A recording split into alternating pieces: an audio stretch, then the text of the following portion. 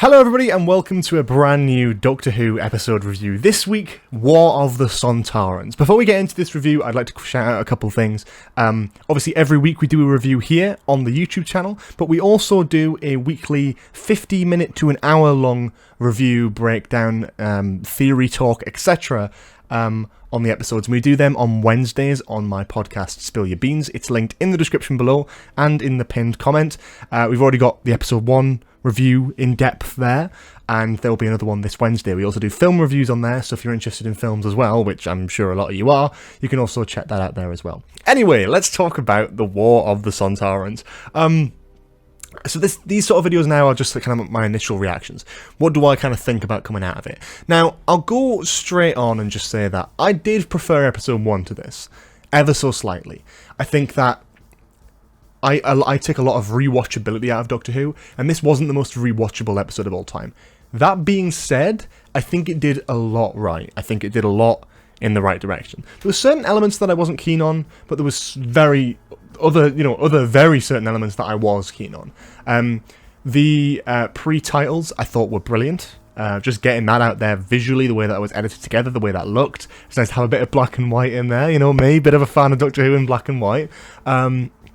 I quite like that. And then, yeah, the whole sort of setup and the way they reveal the Sontarans, I think, is pretty good.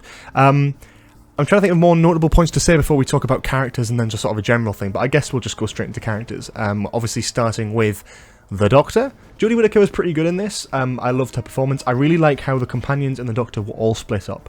It felt like a companion-light episode, even though the companions did have a major role in it.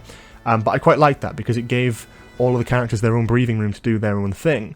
And I think not everyone benefited from it, but I think the Doctor definitely did. I think the Doctor, Jodie Whittaker, did a great job with this. It was great to see her in the Crimean War, with the Sontarans and all that sort of kit and caboodle. I thought that was very enjoyable, and a lot of fun. I thought the story was interesting. It was definitely more unique, which I was quite surprised by, because with Sontarans, there's only kind of so much you can do, which is why they're not used very much in modern Who now. But this was different. They're just basically, there's this universe thing wiping everything out. Let's take our revenge on Earth because of what's happened to Earth in the last few... most Sontaran stories, like the reference to Commander Lynx, for example. I like that they jumped over to Earth to take Earth over because of that specific reason, because of, they failed here before, so they may as well win it this time. And the Doctor fighting against that, I thought was pretty good. It made sense for her to be there for the main event of the episode. Talking about Dan, I thought Dan was incredible in this. I wasn't a huge fan of John Bishop's performance in the first episode, but this one he really came into his own. The humour is actually pretty good. I hate to say it, I did laugh out loud quite a few times in this episode, and most of the time it was when Dan was there. Dan, with some of the jokes about walks, with his parents, the joke about, what was it? Tempora, instead of temporal. I thought that was really funny. It was kind of like a nice little joke that we did. But yeah, no, I thought the character was genuinely funny. I thought it was written quite well. I thought they did quite a good job with that generally, which is not something I usually attribute to Chibnall era episodes. I like some of the dialogue and the way it goes on and the jokes and stuff, but this one really excelled in terms of sense of humour. The Liverpudlian daft kind of sense of humour really comes through with John Bishop's Dan here, and I really appreciate that. But yeah, he was great in this episode, and I loved when Carvanista rocked up as well. That was obviously a great scene. I cheered. I actually cheered because I was like, oh my god, it's the dog guy! Even though I remember the guy's now, it's the dog guy!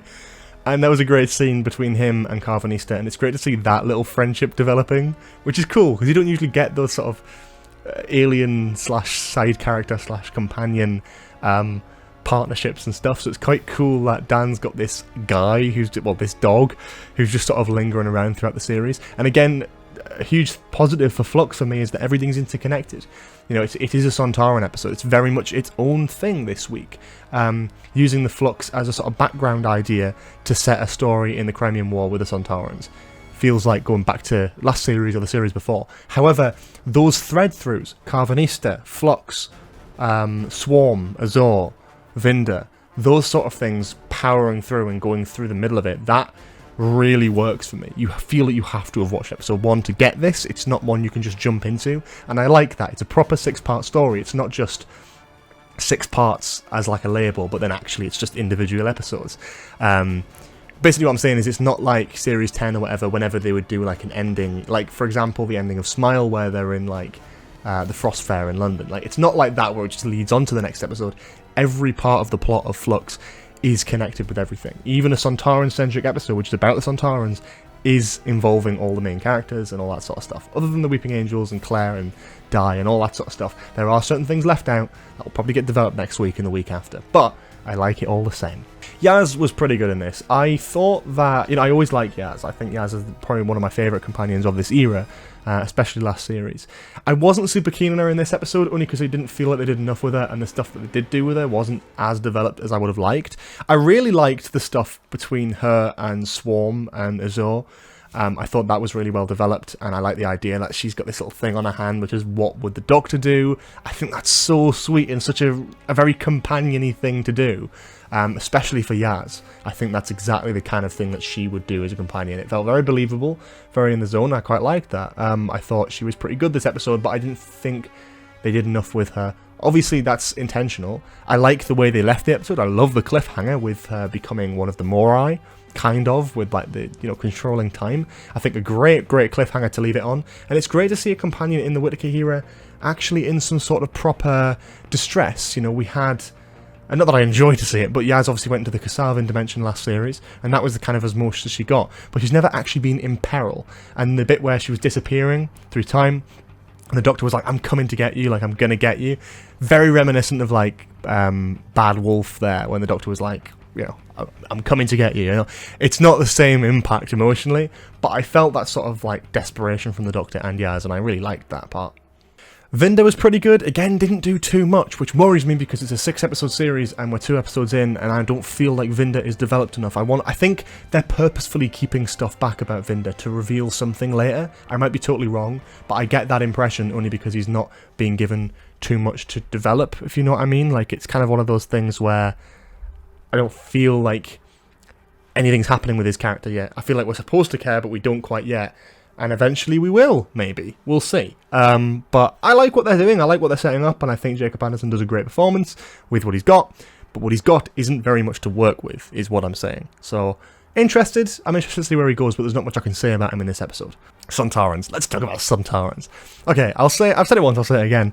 The Sontaran design showcased in this episode, in terms of the fleet, the ships, the voices, the characteristics, the actual look of the Sontarans, I think is the best we've had in Doctor Who history. Nostalgia aside, and being genuinely critical, I think the best interpretation of the Sontarans is shown here. Now, obviously that's in harking to other stuff. I'm not saying it's the best Sontaran story, because to me, I don't think it is the best Sontaran story. I just think the characterization of the Sontarans in this is very, very good. It's exactly the kind. You can't look at this and go, well, that's not the Sontarans. That's not how the Sontarans would act. This is exactly how the Sontarans would act. I love the Sontar Ha thing being brought back. I had a little chuckle at Sontar Ho when the guy was being executed. As horrible as that was, it was a nice little funny line that they threw in there. And I thought the visual aesthetic of them, I think they look great, obviously, because they look like classic Sontarans. The mention of Commander Lynx I thought was brilliant. A nice throwback to the Time Warrior. That's right, the Time Warrior. And yeah, no, I really loved the aesthetic of them. I think the guy who, I can't remember the guy's name off the top of my head, and I'm really sorry I can't remember the guy's name, but the guy who played the main Sontaran, not Dan Starkey, he was also brilliant, but the main guy who played the main Sontaran, he was incredible. He was very, very, just fantastic. It looked brilliant, and the acting was great. That's exactly what I expect from a Sontaran, that sort of really weird voice, the tongue thing. It all felt very natural, and I would, obviously Russell's going to come in Series 14 and change a lot of things and kind of have a bit of a soft reboot. I hope when the Sontarans inevitably do rear their head in Doctor Who after Flux, I hope they look like this, and I hope they cast the same guy, because my god, they got it bang on the head with this. On that note as well, the bit where well, I just want to point out the CGI, actually. The CGI in this episode was really good. There's a few bits where I was like, ooh, that's a bit obvious. But, generally, on the whole, considering it was filmed in COVID, I think it looked incredible. Especially the shot where Dan and Carvanista crash a Sontaran ship into a bunch of other Sontaran ships. That, my jaw dropped. I was like, I can't believe this is in Doctor Who. This actually looks like good almost film quality CGI. The bit preceding it, where they both fall out of the ship, doesn't look amazing, but the actual explosion, the actual hit, that looks brilliant. That's exactly the kind of thing I've always wanted from Doctor Who, especially for something like the Sontarans, which has never really been done seriously since 2008 with the Sontaran stratagem in the Poison Sky, and even then, that didn't have the budget then to do anything huge and exciting. They blew up one Sontaran ship in that story. That's it. There was one Sontaran ship, one fleet, and they blew that up. In this, so many of them blew up, and it has them all like getting built in Liverpool docks. I think the aesthetic of it is brilliant, and I'm so glad with most of the things they did. I'll talk more about that in my sort of longer review on Wednesday, but generally the Sontarans blew me away in this. The British Army and all the other human characters in the Crimean War, I thought they were alright. I wasn't too keen on the... I mean, I like Mary Seacole as a character, I like the general guy, but I genuinely didn't feel much towards them. It's probably because they had an hour, and there was a lot going on, and they probably wanted to get more focus on the Sontarans, which I respect, because obviously I'm more interested to see the Sontarans than I am some random general guy.